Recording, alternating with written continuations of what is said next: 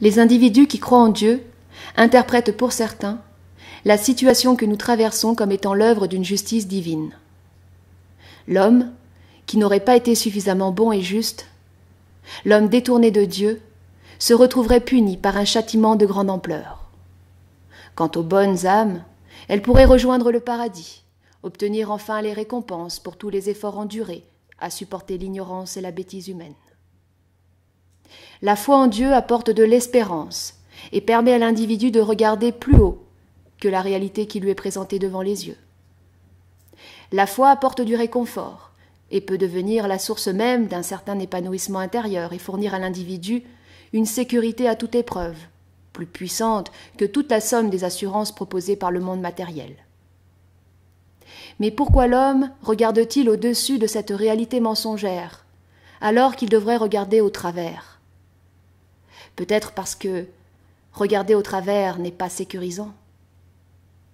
Si la foi sécurise l'individu, elle lui ôte en contrepartie toute possibilité de développer son intelligence et sa capacité de percevoir, de percer le voile de l'illusion. Car l'individu aime se satisfaire de ce qui le sécurise et ainsi, dans ce confort mental, ne cherche plus à renverser ce qui pourrait remettre en question sa condition. Le complotisme est une version aventureuse de la foi. C'est un courant de pensée idéologique qui prétend percer le voile de l'illusion et du mensonge. Les complotistes sont des individus qui ont réalisé que les hommes de pouvoir sont des menteurs et qu'ils ne sont pas les bonnes personnes qui nous font croire qu'ils sont, et que derrière ces hommes de pouvoir qui ne sont pas les bonnes personnes qui nous font croire qu'ils sont, se cacheraient encore d'autres personnalités de pouvoir encore plus mauvaises que celles qui se présentent à nous qui ne sont pas de bonnes personnes, et que derrière celles qui se cachent, derrière celles qui se présentent à nous, se logeraient finalement des entités extraterrestres encore beaucoup plus dangereuses. Les complotistes passent leur temps à alimenter des projections et des prophéties emplies de passion. Ils ont besoin de se nourrir de sensationnel, d'avoir chaque jour leur shoot hormonal, leur dose de nouvelles révélations toujours plus fraîches, plus palpitantes, accros à leur nourriture informationnelle et émotionnelle, tel un adolescent à ses films d'action et ses vidéos porno. Le complotisme abrutit l'esprit de l'homme, car il lui empêche de percevoir au-delà du voile en lui faisant croire justement qu'il est dans la vérité, tout du moins qu'il s'en rapproche, et qu'il s'éveille de la masse endormie. Cette croyance d'être différent de la masse nourrit son orgueil et sert à compenser ses blessures d'amour-propre et son manque d'estime de lui-même. Le complotisme sert donc à l'individu à masquer ses failles, en lui donnant la sensation d'être fort et plus intelligent que les autres, épaississant ainsi toujours plus la carapace opaque de sa personnalité. Le complotisme maintient l'esprit de l'homme sur le mode binaire. Il le condamne à entrer en opposition permanente avec tous ceux qui ne seront pas d'accord avec lui. Il lui fait adhérer à des groupes d'éveillés, qui se soutiennent entre eux pour supporter la bêtise et l'ignorance humaine, comme le font les sectes et les communautés, qui se forment en protection et rempart contre une population inconsciente et dangereuse. Le complotisme coupe l'individu de sa relation sensible et équilibrée à l'autre.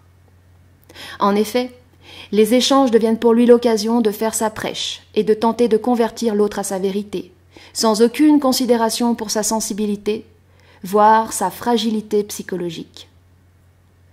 Le complotisme peut être traumatisant et effrayant pour son entourage et faire ainsi l'inverse de ce qu'il croit accomplir.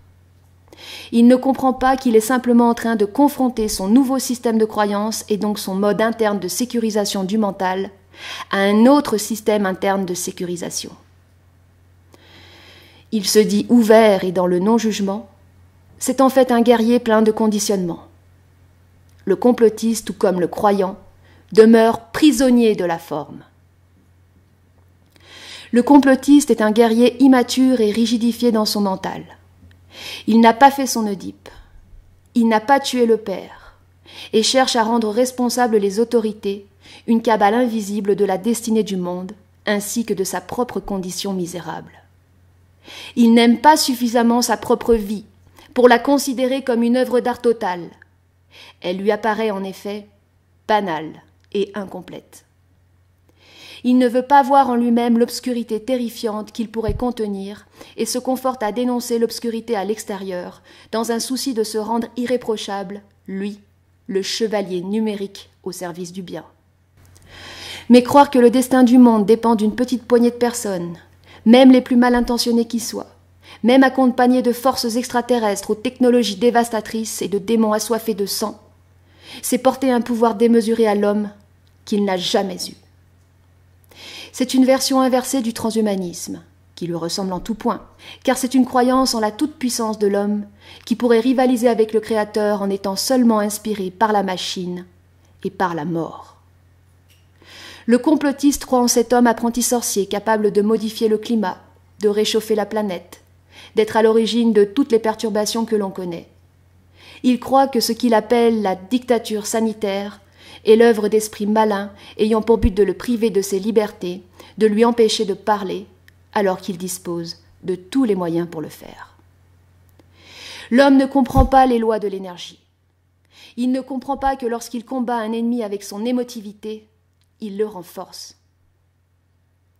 Le complotisme est un courant de pensée et de réflexion dans lequel l'individu se perd en conjectures, en hypothèses, en échafaudages, allant parfois jusqu'à se créer un labyrinthe, une prison mentale d'où il ne trouve plus la sortie. Il peut mêler à cela la croyance en un prétendu ordre divin ou autre forme plus séduisante issue du folklore de la spiritualité contemporaine, comme lance de guerre contre ceux qu'il juge inférieurs en conscience à lui-même. La question est: l'homme peut-il se passer de croire? L'homme peut-il apprendre à percevoir au-delà du voile sans avoir besoin de plaquer de concepts pour se sécuriser? L'homme peut-il supporter de ne pas se réconforter dans le système binaire sans pour autant être envahi par les peurs et par le doute? L'homme peut-il trouver une force réelle sans avoir à utiliser les armes de l'idéologie pour cela?